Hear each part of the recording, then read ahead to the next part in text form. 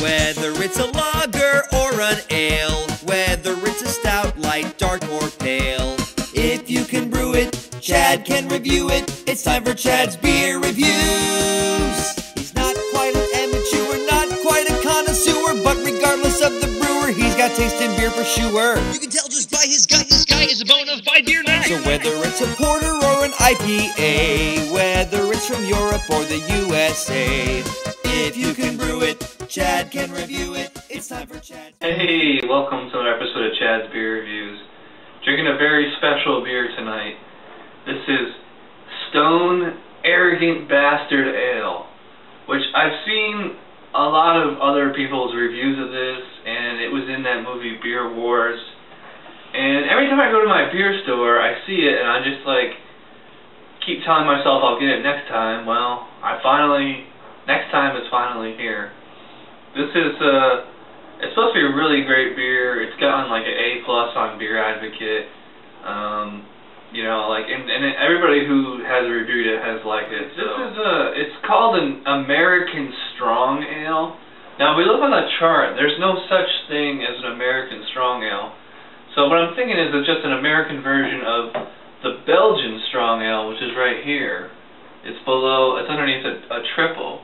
As you can see, high ABV and high gravity, and that's what this is. It's 7.2% alcohol by volume.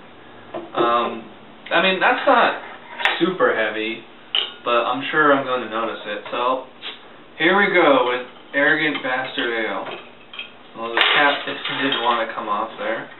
I'm using my Brown's Nonic pint glass. Since it's an ale, thought it would lend itself to this kind of glass pretty well. Trying to get a head on there, doesn't really get one. It's weird. Wow, it's a really dark, kind of a maroon color. Yeah, it's a pretty shade of red. I didn't know it was going to be this dark. Not much of a head on there, and I poured it pretty aggressively, trying to get one. It's off-white, almost kind of tan, foamy.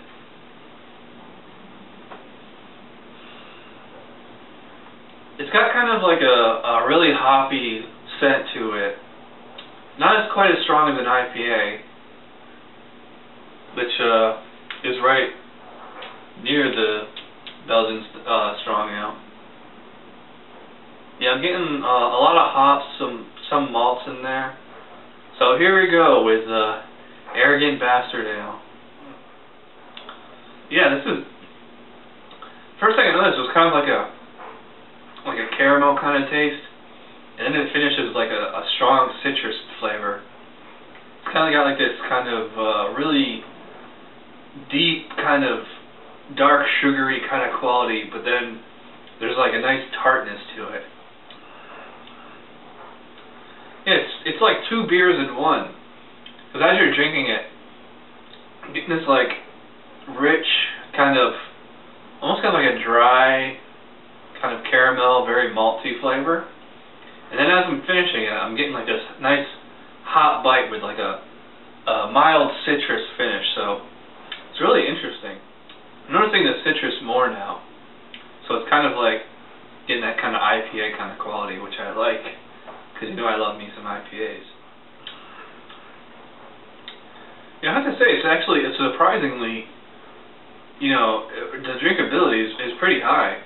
It's actually got a rather soft, kind of gentle mouthfeel. The liquid itself is fairly thick, but it goes down pretty easy. It's not a difficult beer to drink. Yeah, I'm liking it. So far so good. And I still got a little bit left in this is a 22-ounce bomber. Yeah, I'm liking it, so gonna finish this up in this, and we'll come back with my final thoughts. I'm back, just about to finish up with the Stone 𝓻𝓮𝓻𝓲𝓷. The more I drink, the more this just tastes like an IPA to me.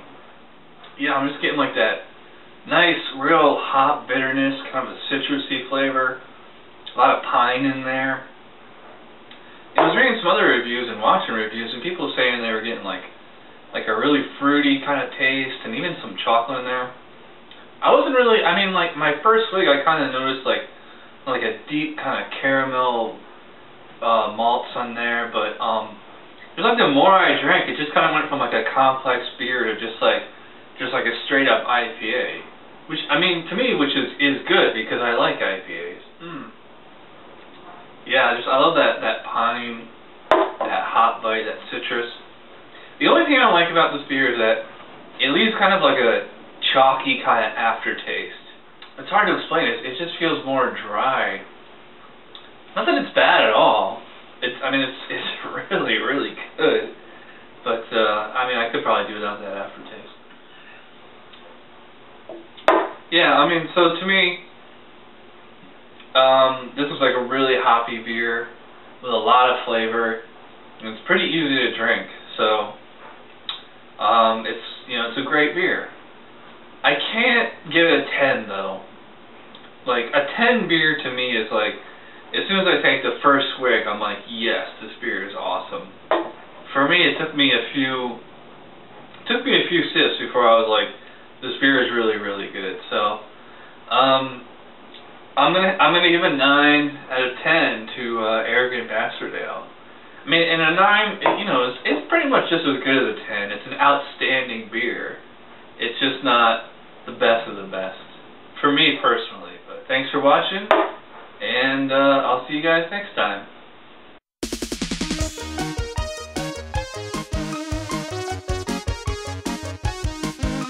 Somebody brewed it, Chad just reviewed it. Thanks for watching Chad's Beer Review. Trust me, the next episode will be a lot better.